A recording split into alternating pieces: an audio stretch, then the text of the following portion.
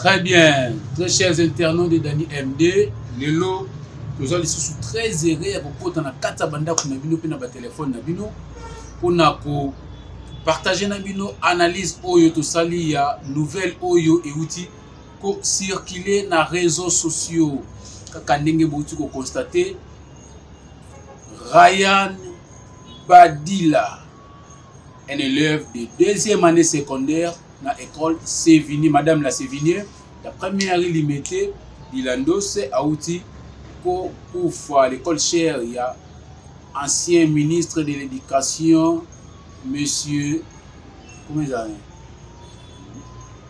s'appelle? Monsieur Willy Bakonga, voilà. Monsieur Willy Bakonga. Voilà, dans l'entrée de jeu, laissez-moi déjà vous annoncer cette nouvelle. Ça fait 3 jours, la star, la servante de l'Éternel, Zawadi Obisos Toyebaki, na kombo ya Zawadi, servante de l'Éternel, oyo amekanye un peu ko sala fitiri na pasteur Mike Kalambai, oyo et puis ça qui na kata ba réseaux sociaux, a aussi posté message moko en disant que désormais, elle ne fait plus partie de la monde de la musique gospel. Atiki na ye musique gospel, a comme une musique autobienne profonde, musique mokili. La sœur a abandonné totalement. Alors bi bobenga ke sous sœur Zawadi te bobenge Zaza.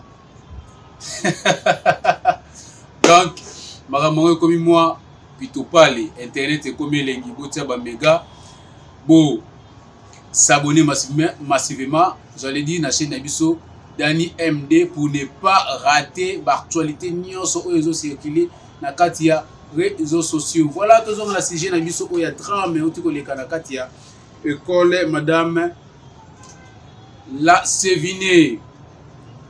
C'était depuis le mardi passé la semaine oyo que élève Ryan Badila na camarade naye Hali oyo aza na race ya ba métis, maman naye aza égyptienne et puis papa naye aza congolais.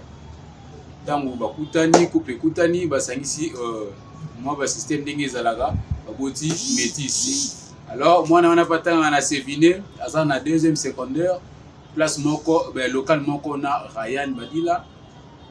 Depuis les mardis plus tôt, je vais un peu de discussion par rapport à race. Il y a Ryan et puis il y a Hali. Comment est Hali? A-H-L-Y. Tout bien, on a Hali. Ali, on est en Égypte. Nous sommes bien parce que c'est la langue de voilà. Mais quand on peut discuter et puis nous comprendre que nous avons Kinshasa, ceux qui nous ont pembe. Autant na mutu mwaza na baras moko boye mwa tumboli peza ngate. Vous comprenez? Mwa tumboli peza ngate akende boye mundele madesu. Azonga boye mundele madesu. Asale loko boye mundele madesu. Et ça fait que moi discussion ça mi par rapport à baras les martis Ryan azongi na ndaku na ye avant na bon marché na commune ya Barumbu. Et puis ndeko wana pe Ali tobenga yena ni criminel azongi pe chez bango mais ye ko zonga zongi azalaki un peu na kanda na mutema par rapport ya ndenge makambo wana elekaki ba dispute wana elekaki ako supporter ya moté ajijaki bon ya koluka ko sala action moko boye oyo mutu ya ko sibira ngo ekozala fin pona baninga mususu o bande ko se moke na yepe ko landa lokolo ya mutu oyo abandaki ko manipuler bango. Voilà, c'est pourquoi na kati ya saki na ye atiaki mbeli o tobengi na kombo ya bistouri. D'habitude atambola déjà na bistouri wana eza eloko ya sikate pa na ye atambola nango déjà asakana nango pe déjà mais ajijaki bon sikoyo azongo atango na kati ya sac de l'école na ye potango ko na classe o nyonso kotumbola ye a tombé victime ya action oye à commettre. Et le mercredi tant que na kata salle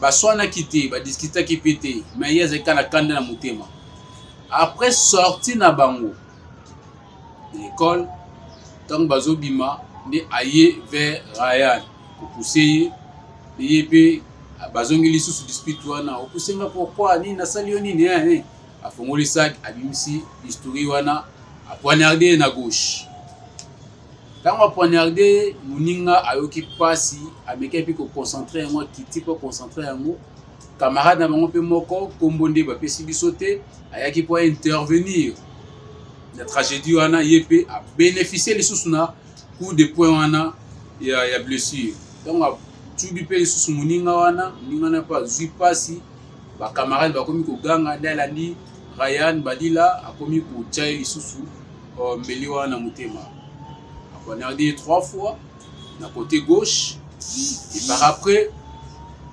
ba camarade na ba mususu ba ki so ba kimi ba zongi lisusu na kata école ba ko informer ba autorité na bango école ne ba ko bima wana ba zui mwana loko ezo kamusa ezanini Sévigné y a limité eza tout juste après hôpital yaba chinois.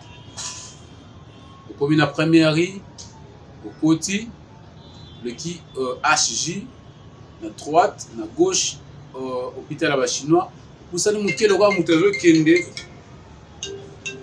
pour ça ni mukelo kola mutu azo kende na église ya pasteur Walo Malachi omona Sévigné zawana. Mais bazui nzoto ya Ryan ba memi yango inde ti Saint-Joseph sans pourtant ba rendre compte que tous en hôpital munene HJ ou eza pembeni école na biso bango ba leki HJ ba keti na Saint-Joseph. Alors question autre toza ko se poser, est-ce que école madame la Sévigné bazalaka accrédité na hôpital Saint-Joseph? Là, c'est point d'interrogation. Si oui, na ba commentaire na biso, ba commentaire na bino plutôt, boti ke la biso ba affirmation wana.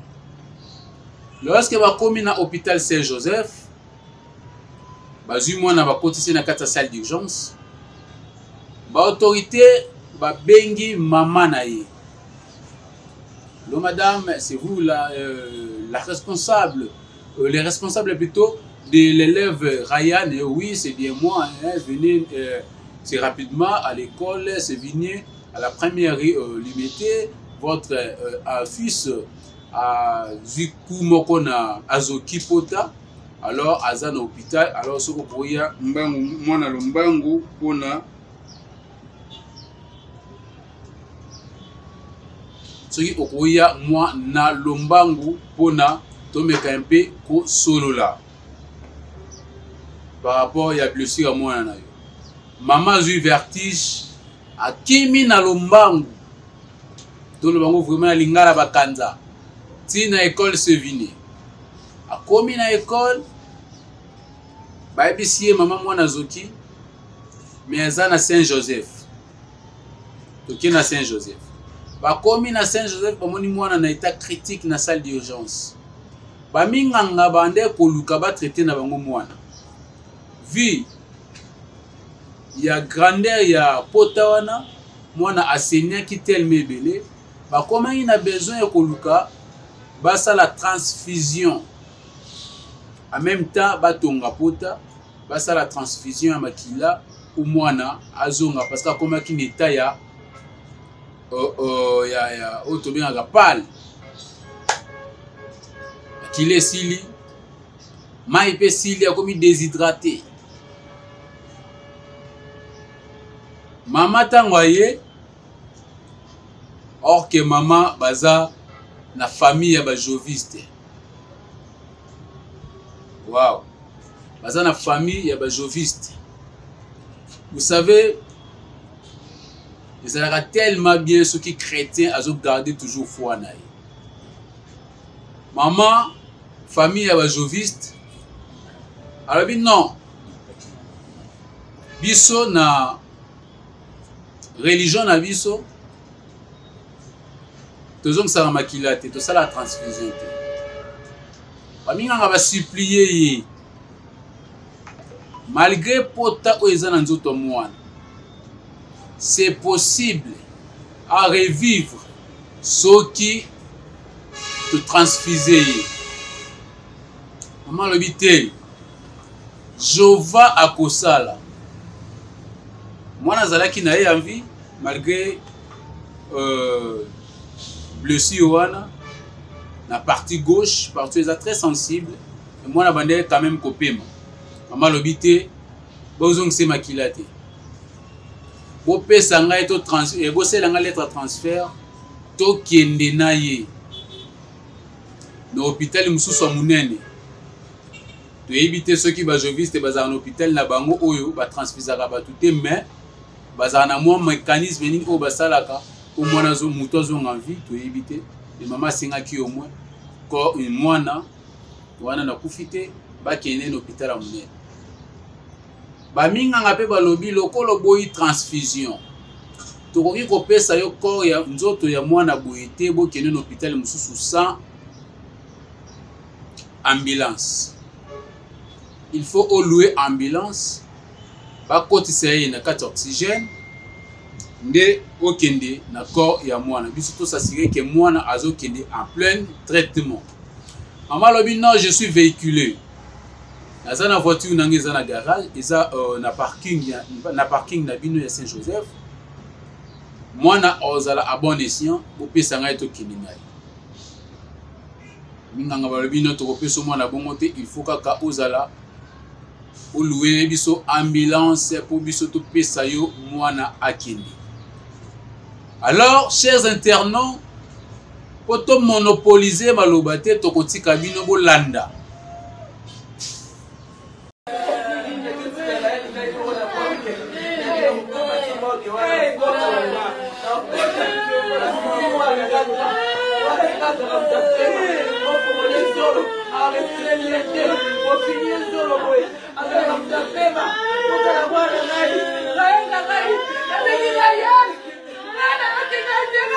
Petite dispute entre élèves le mardi. Une petite dispute entre élèves le mardi. Et puis, mercredi, le criminel en question, parce que moi, je ne l'appellerai jamais un enfant. Ce n'est pas un enfant, c'est un criminel. Mais est-ce que les parents étaient au courant de la dispute en question? Non, parce que sa mère dit que le mardi, après le drame, la dispute en question, lui, il est rentré à la maison comme si de rien n'était. Ils ont joué à la balle, ils ont joué tranquillement. Parce que sa mère a dit que d'habitude, quand il y a une petite dispute, ça fait même pas 2 semaines, c'est une semaine. Donc, une semaine, car les longs des mois, dans la classe. Donc, ils ne se connaissaient presque pas. Une semaine. Elle a dit que quand... Oui. Elle a dit que lui, quand il a un problème, il est peut-être dans son coin, il ne dira rien, il ne va pas parler. Et puis sa mère connaissait, et puis elle disait, mais elle a dit qu'il était blanc comme neige, aucun problème, l'enfant joue, il rit avec ses frères, ses sœurs, il est tranquille. Pendant que les criminels, lui de son coin, il a gardé ça dans le cœur. Il s'est dit que bon, je vais analyser mon plan. Je vais faire comment? Parce que si on va prendre l'effet que c'était une petite bagarre entre élèves, ça ne va pas marcher. C'est un criminel, c'est un psychopathe cet enfant. Il s'est dit quoi? Moi, je vais rentrer à la maison, je vais prendre le bistouri, je mets ça dans mon sac. Comme on ne contrôle pas, personne ne saura que j'ai les bistouris. Il vient à l'école. Il ne va pas attaquer au moment de la récréation. Il ne va pas attaquer au moment où les amis peut-être partent à la toilette ou peut-être comme ça. Parce qu'il sait qu'à ces moments-là, les gens, les professeurs, les gens de la sécurité sont là autour. Et ce sont des gens d'assez grands gabarits qui, quand il va essayer d'attaquer, les gens pourront venir intervenir plus facilement. Il s'est dit, je vais faire quoi? Je vais attaquer pendant les moments où il est les plus vulnérables. Le moment de la sortie, nous, comme un psychopathe, moi, je ne le vois pas comme un enfant. C'est un plan qu'il a élaboré minutieusement dans les millimètres près. Il vient, il attaque. Il attaque. D'après les témoignages, on dit que l'enfant qui est venu s'interposer, pour faire en sorte qu'il n'aille pas plus loin, il attaque aussi l'autre. Il attaque l'autre. Je viens de voir même à peine une photo. J'ai montré même à son frère qui est à côté. J'ai pensé que c'était Ryan. Il m'a dit que ce n'est pas Ryan, c'est son ami. Donc c'est que c'était grave. Le sang recoulait partout, bien étalé.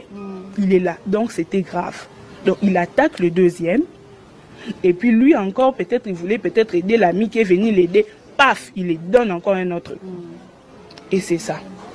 Et puis l'école qui prend le corps de l'enfant qui est encore en vie Ils font quoi? Ils l'amènent à Saint-Joseph. Pourtant, Sévigné est non loin de HJ. Sévigné est non loin de HJ. Ils ne sont même pas à, je ne sais pas d'une distance de combien. À ce moment-là, c'est une urgence. Beaucoup de Bokangi, Sinzela, Bolexabi, Soto Katissa, Tokenkotika Mwana, a choc. Non. Et ils font quoi? Ils amènent le corps de l'enfant, ils ramènent ça. Et je vois rien, comment bien ayo pécor. Et puis, Tokoti Kabine Bolanda les sous témoignage. Il y a Noko ya Ryan. Oyo Azuma Kambwango mais dossier eza na minute oyo na parquet. Il y a grande distance ya Matete. Oyo a déclaré na micro na biso jusqu'à la preuve du contraire. Parti wana mususu non va se présenter na justice. Le suivez. Nous sommes où exactement? Nous sommes dans la commune de Rambo, précisément dans les quartiers Bon Marché. C'est l'avenue Jeunesse. C'est ici qu'est resté le petit Ryan qui nous a quittés depuis hier dans la soirée. Puis Ryan étudiait le complexe scolaire de Sévigné, tout précisément au niveau de la première unité.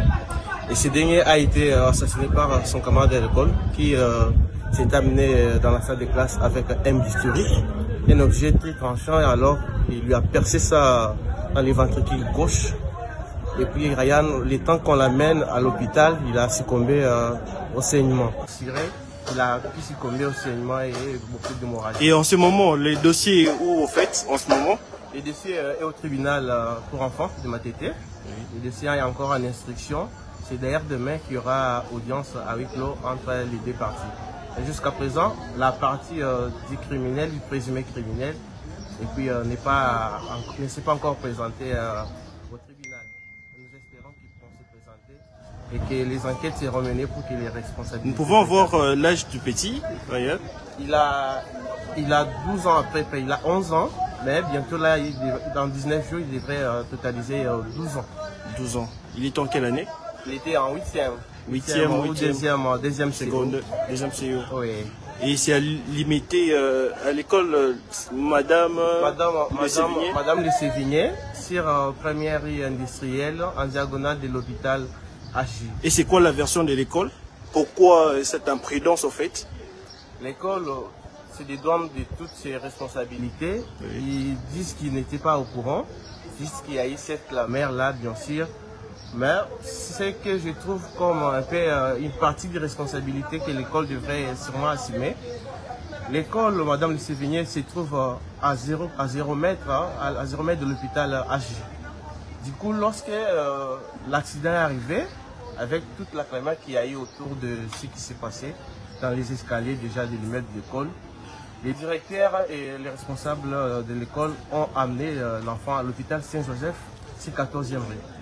Dans un tel cas si spécial, pourquoi pas ne pas amener l'enfant à l'hôpital HJ qui était à 0 mètre, au lieu de l'amener au 14e rue, il est temps pour lui d'arriver avec l'enfant et faire toutes les formalités possibles. L'enfant était en train de faire du sang et du coup il a succombé. Voilà, après avoir illustré cette image, vraiment ça la passe comme on a ndenge maman zolela. Comment ndenge famille zolela. Batindaki mwana na école na tout ya avant midi. Croyant que mwana kozonga vers les après-midi, le mwana zongité a changé d'identité, a commis corps et bembe. Uta ndenge mama zolela. Amaloba na bi nayebi mwana nanga zala mutu ya pema. Soko kangie zolo akoka etufuma wana te. Ako sutuka. Bomeka ko kangie zolo. Ndimite ke mwana nga kufi. Banda bakangaki mwana zolo mwana osutuka te mama ndimi oui mwana nga za su invité. Kotala comment passe Jésus famille oyo. Comment famille badi les olela. Comment famille badi les ana pasi. Et bon, ata toyoka mwana azobela awumeli na malade totika nzamba asala volonté na ye oyo mwana akei azozonga me bayoki appel boya na hôpital mwana azoki bakoma kuna mwana akomi ebembe. Quelle douleur! Quelle douleur! Alors, eloko oyo ezokamwisa eza nini? Lorsque babengaki mama ya Ryan,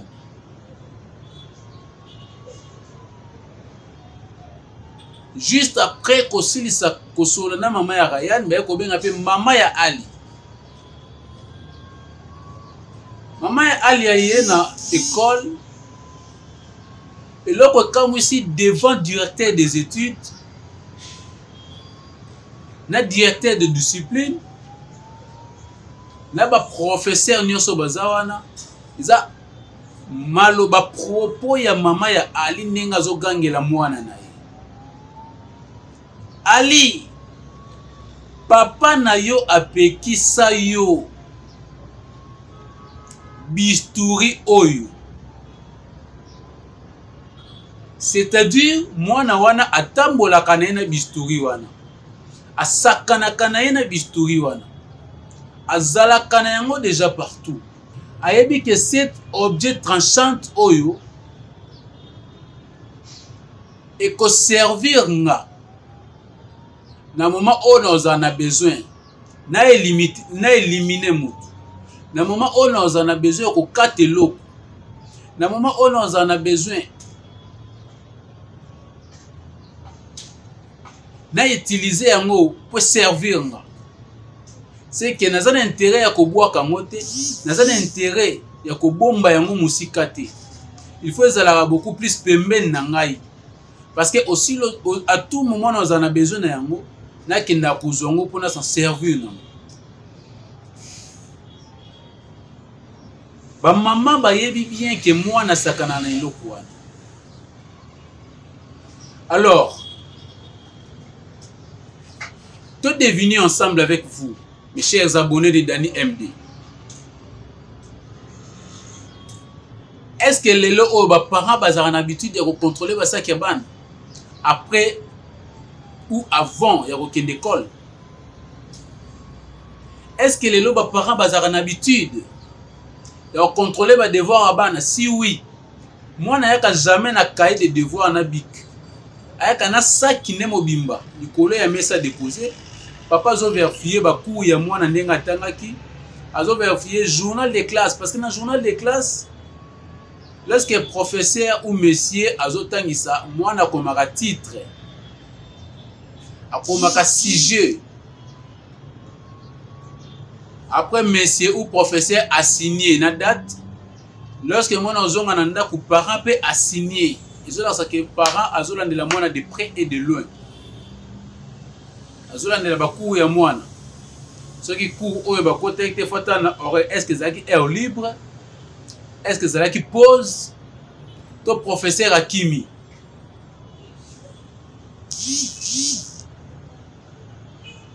Est-ce que les parents contrôlent toujours banana bango? Bakaye na bango, basaki na bango?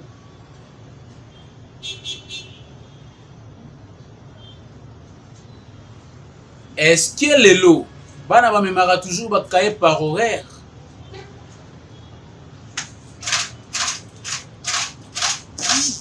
Vous allez comprendre que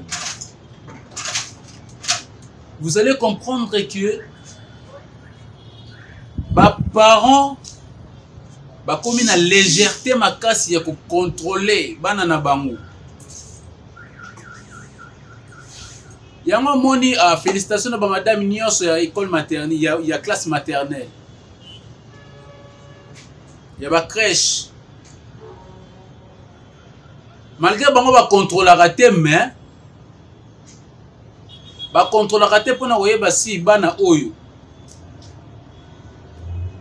baza na biloko mabe to ya malamu mais bakontrolaka mpona kobénéficie na biloko bana bamema na baekole.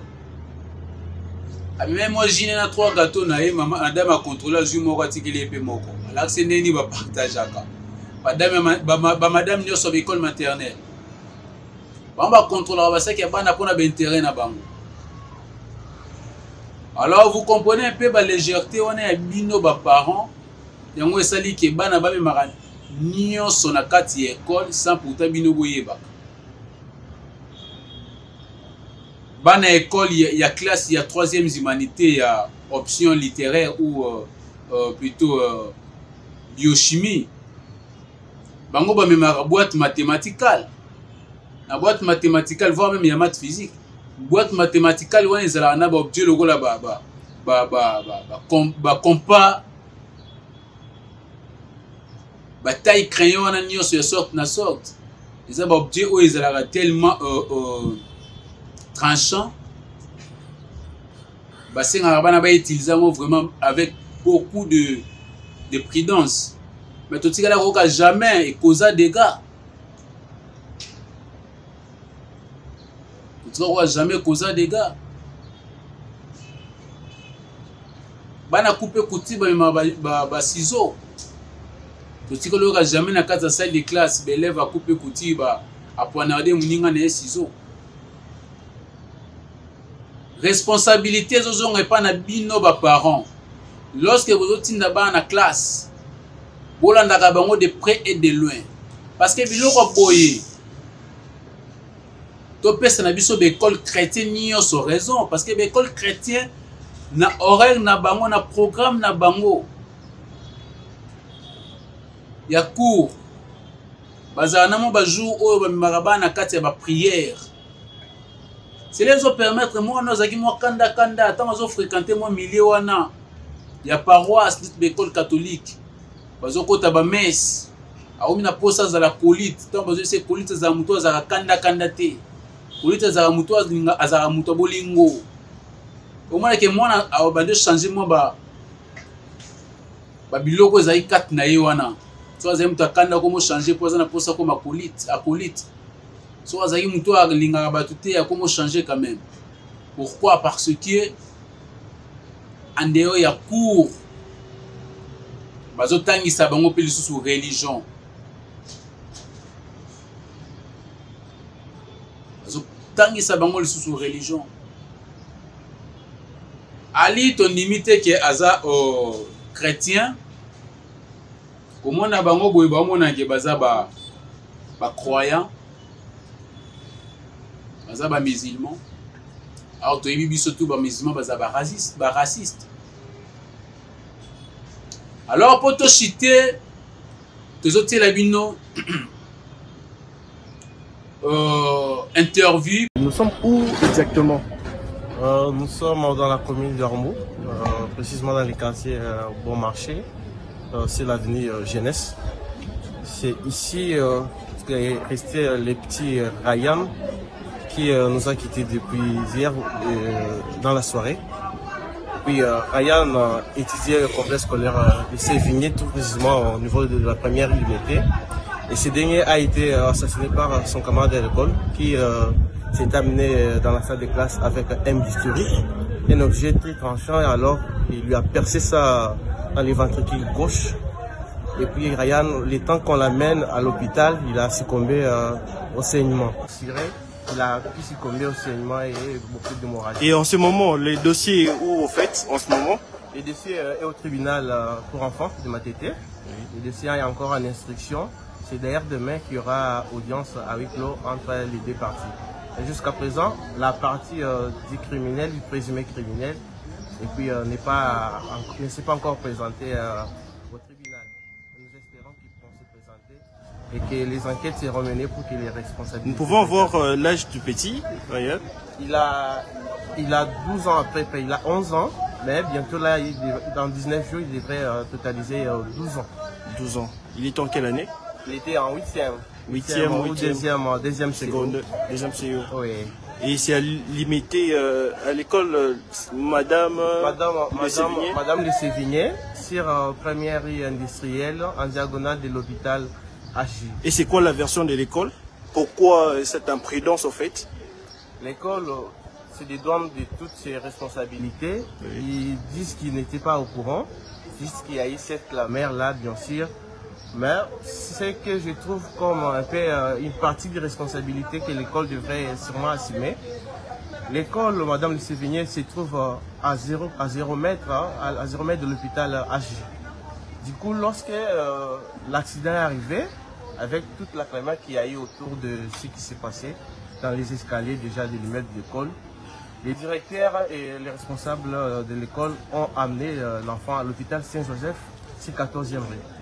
Dans un tel cas si spécial, pourquoi pas ne pas amener l'enfant à l'hôpital HJ qui était à 0 mètre, au lieu de l'amener au 14e rue, il est temps pour lui d'arriver avec l'enfant et faire toutes les formalités possibles.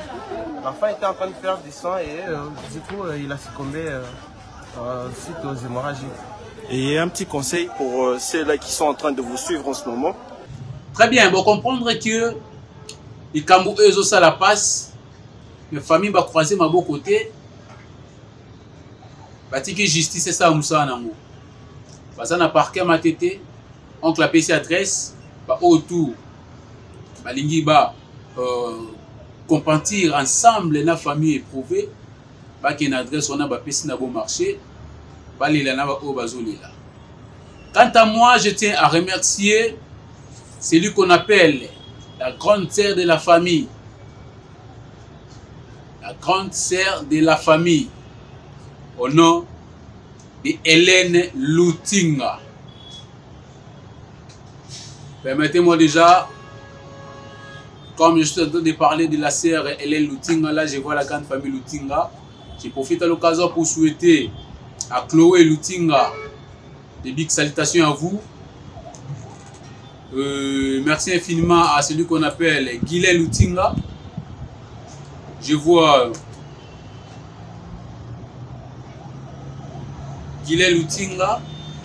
Je vois Mervedi Kanka Malata, Kecha Lutinga, Mbo Koso Suzanne Lutinga et Jérémy Lutinga. Merci infiniment à vous, merci à la grande famille d'Ibata, merci à Maman Nestimbo Mikado, merci à Trésor Kaloumé et sans oublier à Jacques Moubi. Au revoir.